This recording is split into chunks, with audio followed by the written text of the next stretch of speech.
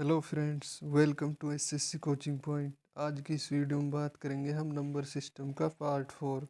और पार्ट 4 में शून्यों की संख्या ज्ञात करना। इससे पहले पार्ट 1, 2 और 3 अगर वो उन वीडियो को आप नहीं देखा तो उनका लिंक डिस्क्रिप्शन में दिया गया है। तो इस पार्ट में हम शून्यों की संख्या ज्ञात करने वाले क्वेश्चन करेंगे। जैसे ये सामने लिखा हुआ है, हम यानी इसमें हम शून्यों की संख्या ज्ञात करेंगे। तो एक बात आप हमेशा नोट करके रखें, शून्य के निर्माण के लिए हमारे पास 2 5 का होना जरूरी है। शून्य के निर्माण के लिए 2 और 5 का होना जरूरी है। इन दोनों गुणा करेंगे तो हमारे पास 10 आ जाएगा, शून्य प्राप्त हो जाएगी। यानी शून्य के निर्माण के लिए 5 और 2 का होना जरूरी है। 5 यहाँ पे हमारे पास, इसको छोड़ देते हैं। जैसे 5 हमारे पास यहाँ एक है, 2 यहाँ है, 2 यहाँ भी है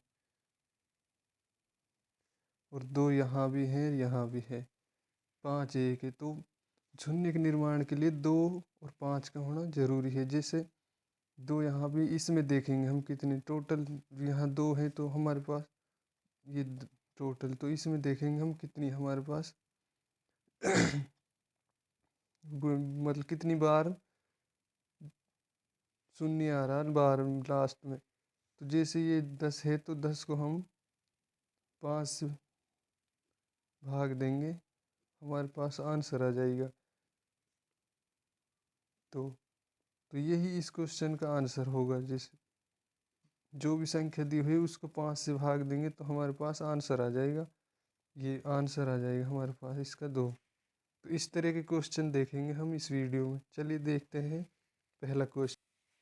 क्वेश्चन नंबर फर्स्ट दिया गया है, 1 गुणा 2 गुणा 3 गुणा 4 गुणा डॉट डॉट डॉट गुणा 20 के गुणनफल में शून्यों की संख्या कितनी होगी। तो मैंने पिछले क्वेश्चन में आपको बताया था, उसी आधार पर हम जितनी भी संख्या दी हुई है उसको 5 से भाग देंगे तो हमारे पास आंसर हो जाएगा। जैसे 20/5 से भाग देंगे तो ये जाएगा 4 बार। अब ये संख्या अगर 5 से भाग जाएगी तो हम 5 से भाग देंगे, अन्यथा वही हमारा आंसर होगा। तो यहाँ पर हमारा 4 ही आंसर है।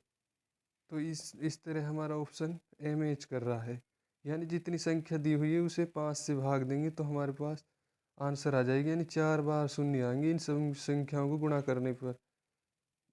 लास्ट में 4 बार शून्य आएंगे। तो ये इस तरह हमारा ऑप्शन ए मैच कर रहा है। चलिए देखते हैं नेक्स्ट क्वेश्चन।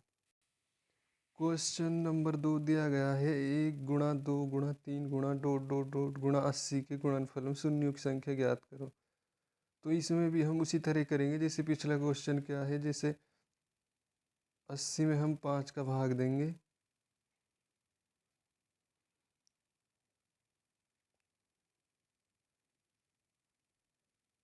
सोलह आ जाएगा हमारे पास, यानी 16×5 = 80। और इसमें अब 5 का भाग जा रहा तो फिर इसमें भी 5 का भाग देंगे। इसमें 5 का भाग जाएगा 3 बार,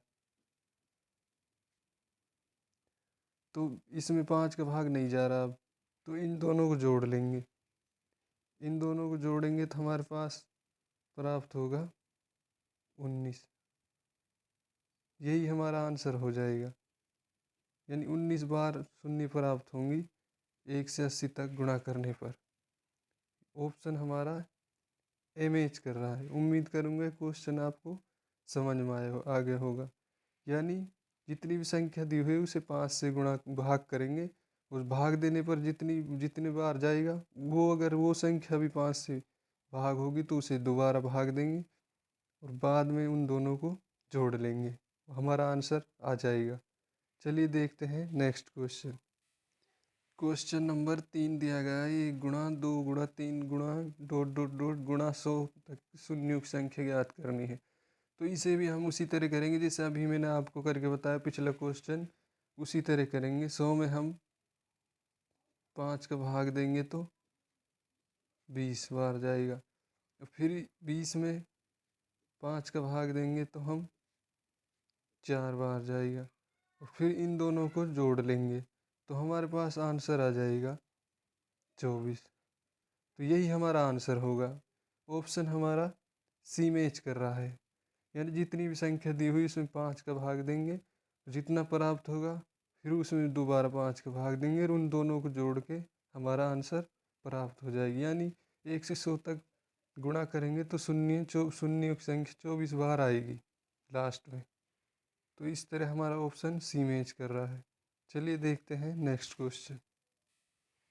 क्वेश्चन नंबर 4 दिया गया है 1 गुणा 2 गुणा 3 गुणा डॉट डॉट डॉट गुणा 500 में शून्यों की संख्या ज्ञात करनी है। तो इसको भी हम उसी तरह करेंगे जैसे पिछले क्वेश्चन हमने किए हैं। तो इसमें हम 500 में भी हम 5 का भाग देंगे तो हमारे पास 100 प्राप्त होगा। फिर हम 100 में 5 का भाग देंगे तो हमारे पास 20 प्राप्त होगा। फिर 20 में हम 5 का भाग देंगे जब तक जाएगा तो हमारे पास 4 आएगा। 4 में 5 का भाग नहीं जा सकता तो हम इन तीनों को जोड़ लेंगे, हमारे पास आंसर आ जाएगा 124। यानी 124 बार शून्य आएंगे अगर 1 से 500 तक गुणा करेंगे, यही हमारा आंसर हो जाएगा। इस तरह ऑप्शन हमारा बी मैच कर रहा है। उम्मीद करूँगा क्वेश्चन आपको समझ में आ गया होगा। तो चलिए देखते हैं नेक्स्ट क्वेश्चन। क्वेश्चन नंबर 5 दिया गया है 2 गुणा 4 गुणा 6 गुणा डॉट डॉट डॉट 100 गुणा 100 के गुणनफल में शून्यों की संख्या ज्ञात करनी है। ये टाइप 2 का क्वेश्चन। तो इस तरह क्वेश्चन में हमने पहले वही बात याद रखनी थी, शून्य के निर्माण के लिए 2 और 5 का होना जरूरी है। तो इसमें 2 भी आएंगी और 5 भी आएंगी। तो इसे हम उसी कॉन्सेप्ट से कर लेंगे। देख यहाँ तक हमारे पास संख्या है टोटल 50, यानी 2 गुणा 4 गुणा 6 ये सम संख्याएं हैं और 50 इसमें सम आएंगी, 50 ही सम आएंगी। तो यहाँ पे हमारे पास टोटल संख्या है 50। तो 50 में हम 5 का भाग देंगे तो जाएगा 10 बार। फिर 10 में हम 5 का भाग देंगे, जाएगा 2 बार। इससे आगे 5 इससे भाग नहीं दे सकते तो इन दोनों को जोड़ लेंगे, हमारे पास आंसर आ जाएगा 12 बार। 12 बार शून्य आएंगे इन गुणा करने पर, यही हमारा आंसर हो जाएगा। यानी 2 गुणा 4 गुणा 6 गुणा डॉट डॉट डॉट 100 है। तो 100 में 50 ही तो सम संख्या है, 50 भी सम आ जाएंगी। तो हमारे पास टोटल 50 संख्या थी। तो हमने 50 में भाग दिया 5 से 10 बार, 10 में 5 से 2 बार, तो इनको जोड़ लिया, हमारे पास 12 आ गया। तो इसी आधार पर हमारा ऑप्शन बी मैच कर रहा है, यही हमारा आंसर होगा। चलिए देखते हैं नेक्स्ट क्वेश्चन। क्वेश्चन नंबर 6 में दिया गया है 1 गुणा 3 गुणा 5 गुणा 7 डॉट डॉट डॉट गुणा 99 के गुणनफल में शून्य की संख्या ज्ञात करी। तो उसी आधार पे, और ये टाइप 3 क्वेश्चन है जैसे पिछला क्वेश्चन करा, तो उसमें हमने वही बात हमेशा ध्यान रखनी है, यानी शून्य के निर्माण के लिए 2 और 5 का होना जरूरी है। इसमें 5 तो है लेकिन 2 कहीं पर भी नहीं है, यानी ये सारी विषम संख्याएं हैं तो इसमें 5 तो है, 2 इसमें कहीं पर भी नहीं है। तो शून्य के निर्माण के लिए 2 और 5 का होना जरूरी है। तो इसमें इसी आधार पे हमारा ऑप्शन इसमें डी मैच करेगा, यानी इसमें एक भी शून्य नहीं आएगी।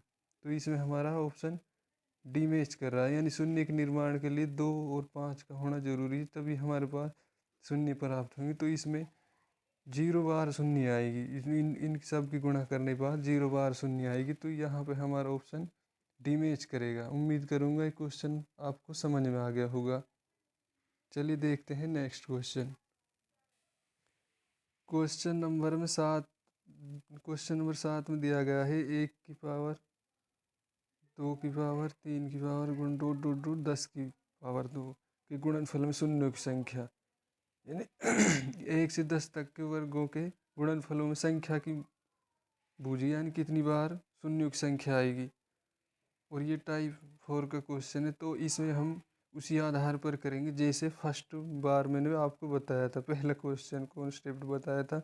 तो इसमें हम देखेंगे, यानी अगर हम पावर को भूल जाएं तो यह सेम पहले वाला क्वेश्चन बन जाएगा। इन पावर को अगर हम भूल जाएं तो हम उसी तरह करेंगे, एक बार इसे पावर को हटा के, जैसे पावर को भूल जाएं तो हमारे पास डायरेक्ट 10 को हम 5 का भाग देंगे तो 2 बार जाएगा। तो अब जितनी भी पावर दी हुई है, चाहे 2 3 कितनी भी दी हुई है, तो उसे हम इससे गुणा कर देंगे तो हमारे पास आंसर आ जाएगा 4। यहाँ पर हमारा यानी 4 बार शून्य प्राप्त होंगे अगर 1 से 10 तक के वर्ग को गुणा करेंगे, तो यही हमारा आंसर होगा यहाँ पर। तो इस तरह ऑप्शन हमारा बी मैच कर रहा है। चलिए देखते हैं नेक्स्ट क्वेश्चन।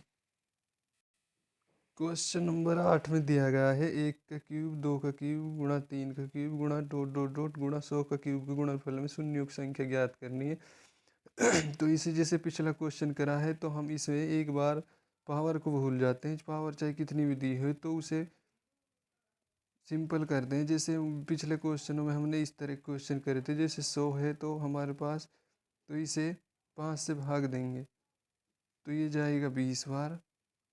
फिर 20 को 5 से भाग देंगे तो ये जाएगा 4 बार। अब ये भाग नहीं जाएगा 5 से, तो इन दोनों को जोड़ लेंगे, हमारे पास प्राप्त हो रहा है 24।